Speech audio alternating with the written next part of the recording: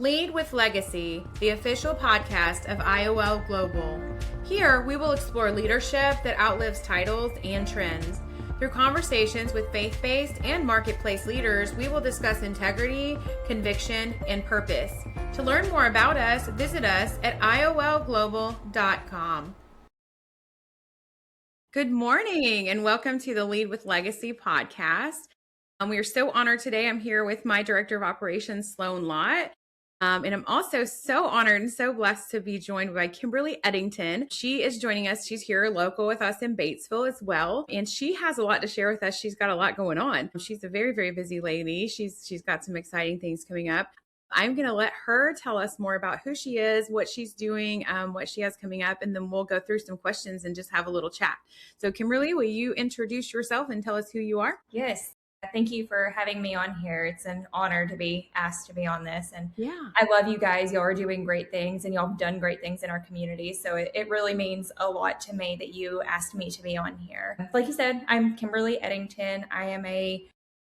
This is my home. This is where I'm raising my kids. I'm an attorney here. I have a private practice and I'm also a deputy prosecuting attorney here. And I've been doing that for the last 3 years. So I love what I do, but right now I'm so busy because on top of running my practice and prosecuting and being a mom, I have 2 kids, a 2-year-old and an 8-year-old. I'm running for circuit judge. We have a judge that's retiring, Tim Weaver, and I'm running for his open seat. So that's super exciting. So for those that are not from around here, there are signs of Kimberly's face absolutely everywhere. So I don't know who's running your campaign, but they're doing a fabulous job because it's absolutely impossible not to see you. And I think the last time I saw you, we run into each other quite a bit, but we saw you guys with your booth at the Cave City Watermelon Festival. Yes. And you guys were still petitioning at that point and you had a lot going on then too. And yeah, so everything that you're doing and being a wife and a mother of 2 kids, 2 small kids, that's a lot. And a prosecuting attorney. So it's probably not like, you're not everybody's favorite, I guess.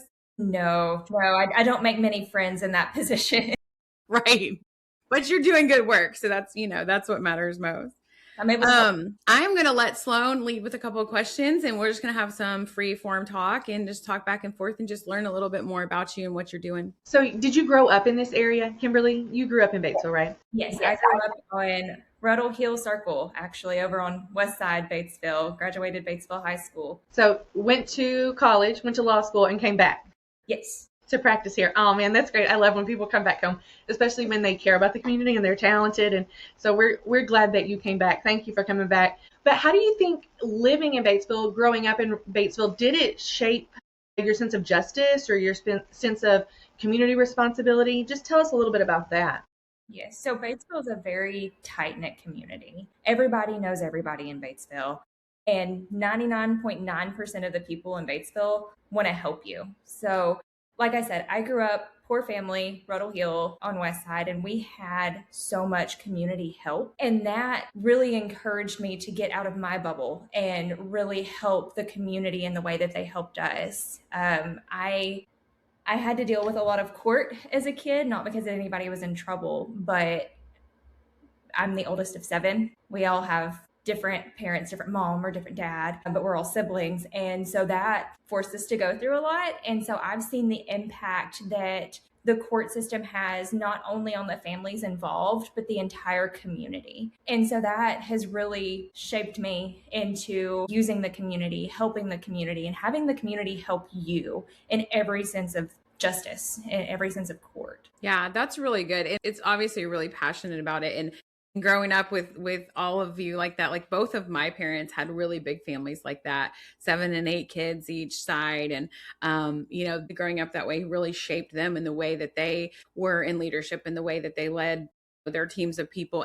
What does principled leadership look like from the bench when you're serving in that capacity? What does leadership look like? Because it's going to look different than me leading my team at a small company. So principled leadership from the bench is it's really knowing that each and every decision that you make is going to affect more than the people that are in your courtroom. Yes, it has a huge impact on the people that are in your courtroom, but it also gives precedent to everybody that follows. It has an effect on literally everybody. So, principled leadership from the bench means you need to be consistent in your rulings. You can't choose favorites or sides. You have to follow the Constitution of the United States, the Constitution of Arkansas, and Arkansas law. If your ideas and values don't align with the decisions that you're being forced to make, then you're going to have to recuse. You're going to have to know what your limit is in each and every situation so that you can rule fairly and consistently in all of them. Yeah, that's really good. I can't even imagine being in that position. Like I definitely don't have the capacity for that, because I don't know. I think I would be very emotional all the time. And I think, not that you're not emotional, but I think I would be, you know what I mean? I think I would have a really hard time not letting my emotions rule. And I think you have to be a really, really intelligent, really disciplined person to be able to do that, because as human beings, that's how we're wired, right? It's like, oh, I feel really sorry for this person, or I'm really angry that this person did this. And so you kind of have to have a really good disciplined balance to be able to serve well in that role. It's hard. I will tell you, I mean, even just as a prosecutor and as an attorney in my private practice, it is so hard not to have all of my emotions wrapped up in everything. But I will say that the good definitely outweigh the bad. And even what I do now, I'm able to make a small impact on so many people's lives. And that small impact, I mean, I had a client reach out to me yesterday and tell me, hey, I don't even know if you want my endorsement or want to hear what I have to say, but I want you to hear what I have to say. And it was my client from my very first case ever. Amen. And she sent me a book about how me getting involved with her case brought her family together. And just the fact that I sat there and I prayed with her before court. And I didn't pray for a win. I prayed that whatever happened was God's will and for the best interest of her kids. And so it's those types of cases and those types of days that really make the bad cases, like the rapes and the murders that I have to deal with, it makes it so much easier to get through and not be so down all the time. Right. And have that heavy burden to carry. And how kind of somebody to come back and tell you that, because that it means so much to all of us, right? But especially in positions like you are having with the carrying the weight of people's families and their lives on your shoulders, to have somebody come back and say, hey, you like literally changed my life. And that's so beautiful. And I love that you pray with them beforehand. That's really so important. I think that, we lean on, like you said, the will of God, not what we want, because that's really, really hard, right? It's hard to say, okay, God, we're going to put it in your hands. We're going to leave it there. And even if we don't like the outcome, we're going to understand that, there is your will in it, and we're trying to follow it. And that's definitely not easy. In that same concept, what have you learned about compassion through your courtroom experience? The people in court are there because they are at their lowest of lows. Mm-hmm. And it's not just in the courtroom, it's in my office for a consultation or on the phone or meetings, or that is when the people need compassion the most. And I have learned that being compassionate is not necessarily beating around the bush. I'm a very upfront, honest person. If you don't have a case, yes, your facts are hard, and I empathize with you, and I'm sorry you're going through this situation, but the law is not on your side in this. And so I have learned to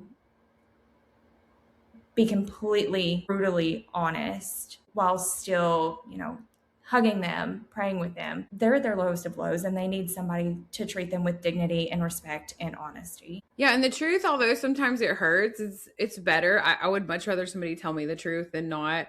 I would rather, thankfully I haven't had to be in a situation like that. I pray that I don't, but I have a lot of family members and friends who have been through things, and they've had to walk through that in different capacities. And I would much rather somebody say, hey, here's the reality of the situation. Here's the truth of the situation. Let's face it for what it is. I think when a lot of times we try so hard to be kind, which is not bad, but there is a level of we're being too kind where we're being dishonest with people, and we're not telling them the truth, and we're not, being upfront with them. So I love that answer too. It's really good. There's a lot of insight in that, because it gives us insight into, we need to be more aware of that and not just tell people what they want to hear, because we'd all love that, right? It'd be great if everybody just tell me what I want to hear all the time, but that's And it's not good. It's not good practice. It's not good leadership, right? You're not being a good leader. You're not being a good friend or a good attorney if you're doing that. And I don't envy you the position that you're in. I really don't.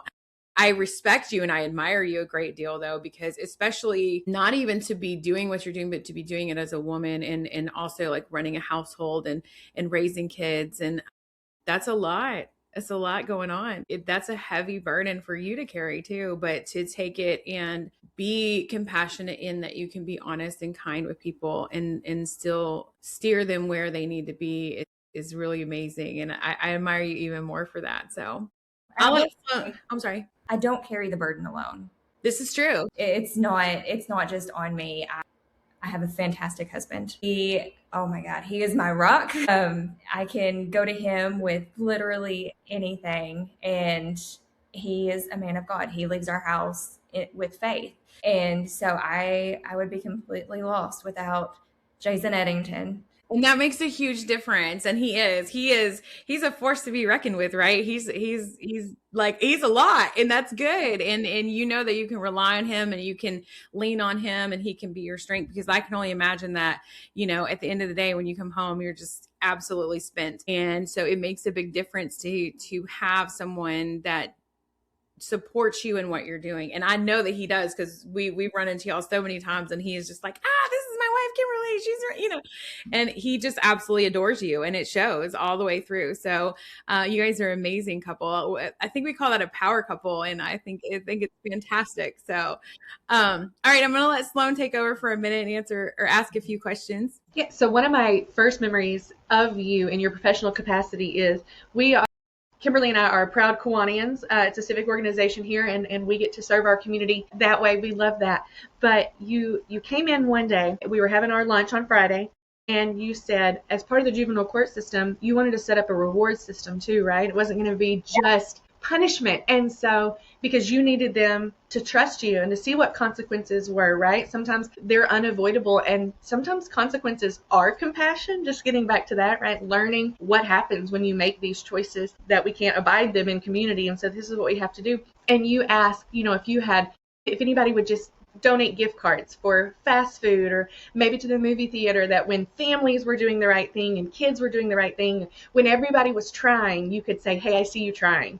And this is for you. And it was great. And one of the Kiwanians said, let's just stop right here. Let's pass the hat around and let's take up money for this. And we did, and it was great. And I hope that, I know you used it wisely, and I know that you were able to reward, or just sometimes we just need an encouragement, right? It's not always a reward. But I loved that, because being on the bench, a lot of people say, oh, well, you're just going to, you're a prosecuting attorney, you just dole out punishment. But it's not that. You're also seeing when people are trying, you realize they're at the lowest of lows. But how do those specialty courts, especially like juvenile and treatment courts, strengthen communities beyond the courtroom? So just a little bit before I get into that, as a prosecutor, especially in juvenile court, the kids are scared of me, as they rightfully should be. And in juvenile court, we have reviews.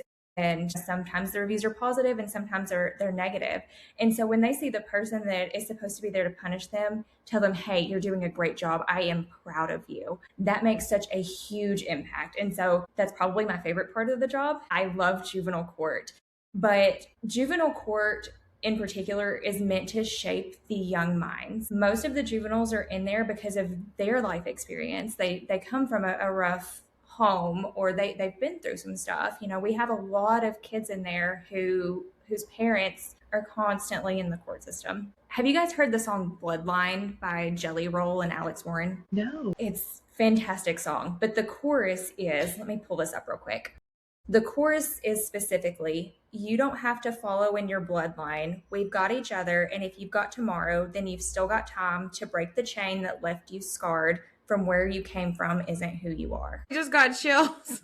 Yes. I write that down. I want to look that up. That's beautiful. So in juvenile court, we break those chains. And I'm sorry, I'm getting emotional, but we break those chains, and these juveniles come out of this court as adults that are productive members of society, and they give back to our society because of the way that we've treated them in court, the way that we helped them. We didn't just throw them in a cage and expect them to come out better. No, we give them treatment. We give them support. We help them find jobs. And the adult specialty courts, that's where they shine too. I've been pushing for a mental health court and a veterans court here. As a prosecutor, I see so many of the same people, bipolar, PTSD, schizophrenia. They're committing crimes because they're not getting treatment for these mental illnesses. That's got to stop. We're not going to have a safe and happy community until we can solve the root problem. And that's what these courts are designed to do. And in doing so, we strengthen our community. Yeah, it makes my heart so happy to hear you talk about stuff like that too, because it really is getting to the root of the problem, right? Is it a mental health issue? Is this just a family, like long generational thing that we're dealing with? As Christians, you know, we often use the term like a generational curse, and we can break those generational curses, and we can, and I love that our judicial system here is working so hard to do that, and that we have really good faith-based leaders in our system who see past, oh, we just, like you said, we just throw them in jail and hope they get better, because they're not going to get better that way. It's not going to help. And we're just going to perpetuate the cycle over and over again. And I'm so blessed to hear and so refreshed to hear that's how you are approaching and handling it, because that's as we should. That's how our Constitution reads, right? That those are the principles that we're supposed to be standing on and leaning on. And I think if we had more of that, then we would see more people recovered, not just staying in a state of constant chaos in their lives, because nobody wants that for anybody. I mean, I don't think that any of us are going around looking at like, oh, okay, yeah, you should stay like that. No, we want you healed and well and recovered and learning better and doing better for yourself and for everyone around you. So that's good. I interjected on Sloane's question, but I just really love that. I would like to add on that the people that come into the courts are not going to get help unless they want to. And so these courts are also designed to keep them accountable. You know, like Sloane was talking about, we have a reward system, but we also have a sanction system. And so you do good, you get rewarded. You do bad, you get sanctioned, whether that be community service, jail time. So many sanctions add up. And when it comes to the point that we realize that, hey, this person's not going to work the program, they're not going to do what they're supposed to do, they're still out there committing crimes and not doing what they're supposed to do, they're going to go to prison. I mean, that's just all there is to it. They have to be held accountable. Yes, we want to help them and treat the problem, but they cannot be treated unless they want to be treated and make a change for themselves. Yeah, absolutely. And that's as it should be, right? We should give the opportunity. We should help guide and we should help lead. It's kind of like just raising your kids, right? You tell them so many times, like, I'm going to count to 3. I can't tell you how many times. I have a 6-year-old. I can't tell you how many times a day I'm like, I'm counting to 3. And that doesn't work. Don't do that. It's not good parenting. I'm like failing miserably at that. But we try to guide them and tell them, this is human nature, reward system. You do this. But if you are a person who just doesn't want to do the things that we have to do, then as a society, we have a responsibility, right, to move forward. And you guys that are working in the judicial system, you are the ones who have taken the responsibility of doling that out so that the rest of us are safe and well and can live in peace. Because if not, if we continue to leave people out in society that refuse to do better and are breaking laws and doing things wrong, then that has to be held accountable. That's also constitutional. That's also biblical. So it's hard to get. Yeah, exactly. Yeah, that's one of those things Amanda and I are studying through Exodus. And one of the things about the 10 Commandments, right, is they are rules, they are laws, they were given to us by God. And you could say it's a list of don'ts, but it also are those boundaries that allow us to have healthy relationship, right? To have relationship vertically with God and then with those around us, and so we have to have those. And sometimes some people need a little more encouragement or a little more reinforcement, but that is why we have rules, we have laws, we have the judicial system. And I love that. You can't just be totally compassionate, right? You can make the hard choices in compassion, and we're working towards restoration. And like you said, you have to work it. The person has to want that restoration. And if we can't get there, then we have to have accountability. And so that's really the path, and that's really how we have to look at it. Nobody's out to get anybody. Everybody wants to be better. Nobody wants to live in a community where we're all running around with our hair on fire, not doing better or not trying to do better or not help each other. So I I just wish that people could see, that all people could see the judicial system like that. And I don't know, just realize that really that you guys are human too. You are there. And I'm glad teenagers are scared of you. I think you need a healthy fear of responsible adults in your life. And so I'm glad to hear that. But what role should a judge have? What role should a judge play in balancing that accountability and restoration, right? Because it's a constant, I would assume it's a constant balancing act between those. What should a judge do? How do you play into that? So, like I said, the rewards and sanctions program or aspects of the programs, I'm of the opinion that restoration is accountability. You cannot be restored if you're not held accountable for your actions. And that's not just for the people that are in the court system, it's for the treatment teams designed to make the restoration. And so every single person on the team needs to be held accountable, including the judge. The judge needs to be held accountable for the decisions that he or she makes. This person sanctioned this person for one thing, but didn't sanction this one for the other. Why is that? And so it's the judge's role to be consistent, hold them accountable, hold everybody accountable so that the restoration happens. Like that, I think that sometimes when we see that court play out, of course we see it, everywhere on TV and in the movies, but it's important to realize that everybody top down, right, should be held accountable. It's not just the person there that we're looking at what has happened and what should their punishment be, but everybody in that courtroom is accountable. Exactly. Yeah, 100%. And that it's not really that much different than how we should lead across the board, right? Because if my team does something wrong, I'm accountable.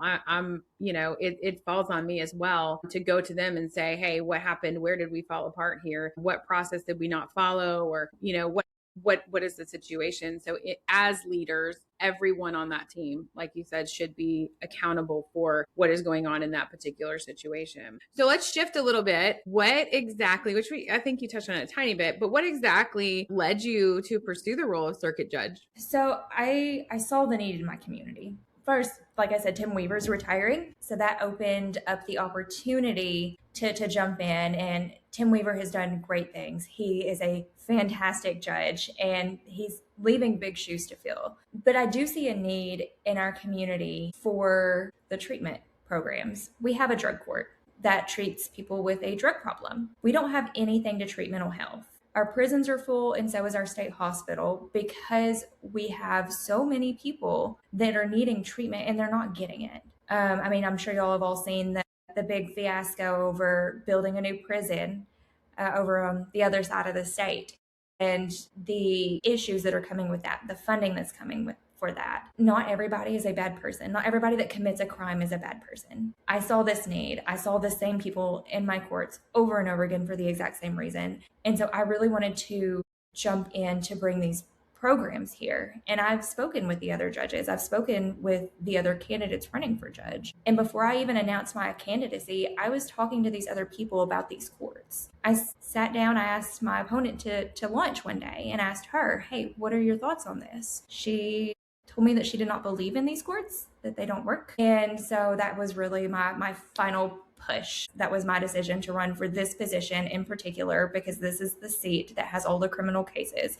And so it's the one that makes most sense to have these treatment courts come in to treat the defendants in these courts. I cannot tell you how much I respect that. And I didn't even know that was, I asked that question, did not knowing that was the answer, not knowing that was the passion behind it. But I have felt for so long, for decades, that it is so important that we better treat mental health, that we make that the ability for people to get mental health treatment, regardless of the court system or not, more accessible. It's impossible. We've had family members that we have had to, try to help through, and multitudes of them, old, young, left and right. And it's been so incredibly difficult because it's just almost impossible to get help. And it shouldn't really, for those situations, in my opinion, it shouldn't even have to get to the point that you are in a courtroom. We should have helped some of these people way before we ever even got to that point. And so I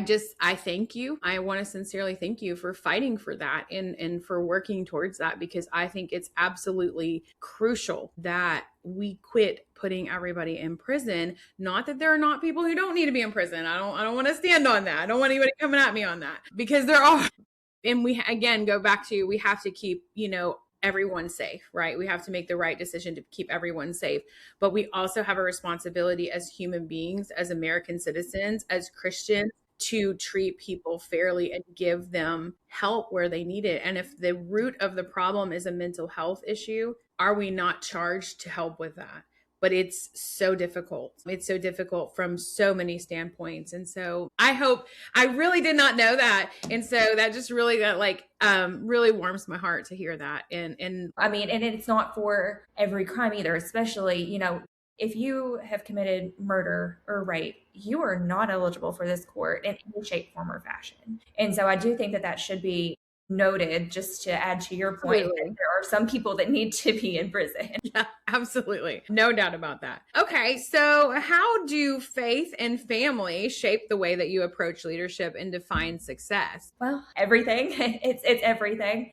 I wouldn't be here today doing what I'm doing today, not just in my practice, in the community, through Kiwanis or through my church. I wouldn't do any of that, or be able to do any of that, if not for my faith, knowing that God is leading me in every way, and the support of my family. And we touched on that a little bit. I mean, Jason, through all of this for the last 8 months, he has made sure that our home is taken care of. And that's a lot. That's a lot for a man. He gets them from school. He makes sure that they're fed, bathed, put to bed every night, because most nights I'm not home. And so I lead by faith and with the support of my family. And I've been asked several times, how are you still so positive right now? Like, this has been, it feels like a permanent campaign at this point. It's gone on for so long. There's been so much negativity.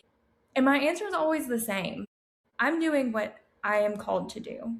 I had a calling to go for this at this time, and it's my job to put in the work and to pray about it. God already knows who is in that seat. And if it is not my time, and if that's not God's will, I can accept that.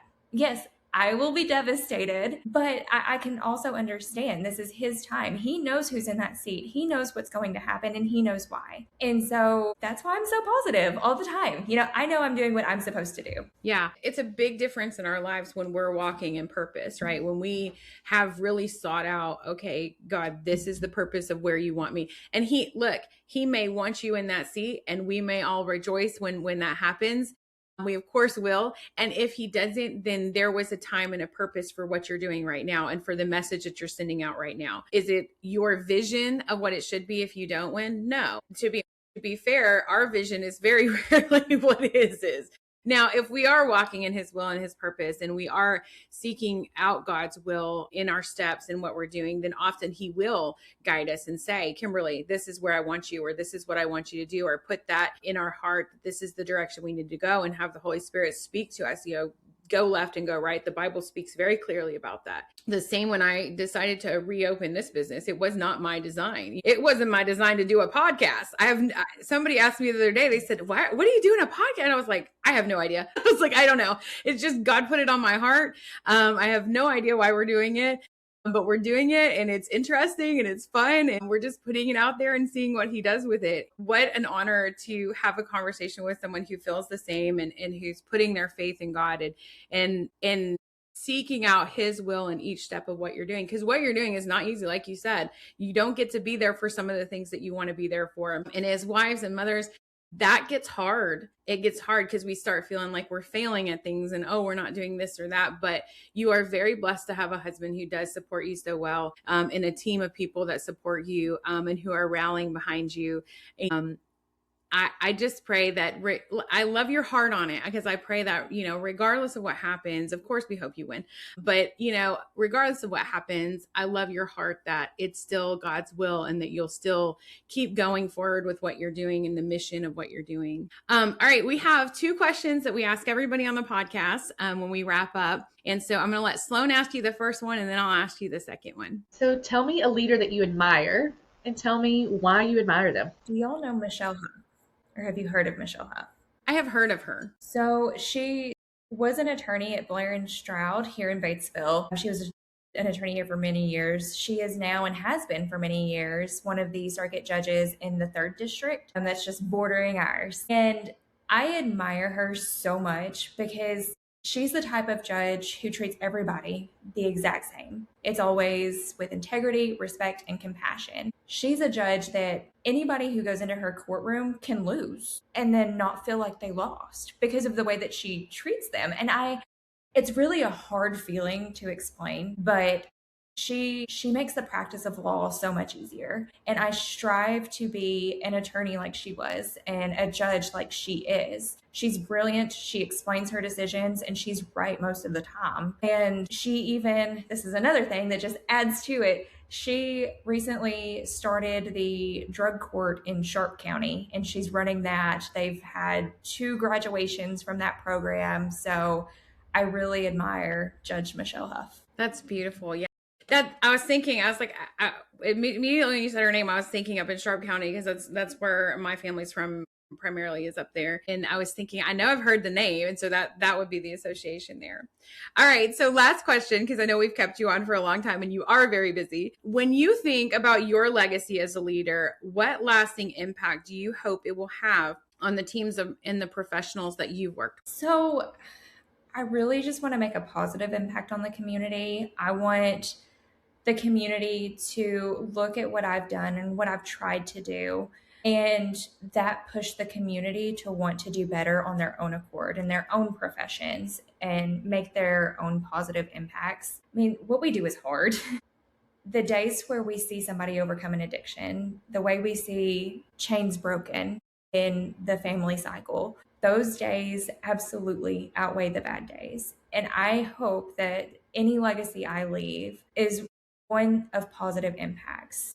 When people are at their lowest of lows and they come to me, see me in whatever capacity, at the grocery store, in my office, in a courtroom, and be able to say that because of the way I conducted myself, because of the way I encouraged them, prayed with them, talked with them, that pushed them to be positive as well and make a positive impact. That's really beautiful. Kimberly, I just want to thank you so much for being on here. What an honor, truly. I had no idea how amazing. Like, I knew you were amazing, but I didn't know how amazing. I just want to end today. This is not how we always end it, but I want to end today. I want to pray for you and your campaign and the things that you're doing. So we'll just take a minute to do that. Dear Holy Father, I just thank you so much for Kimberly today, for her passion and her desire to serve you first, Lord. And I just want to pray for everything that she's doing. And regardless of whether she wins this campaign or not, Lord, I just put her and her family, Jason and the kids, in your hands, Lord. And I just pray peace and comfort over them.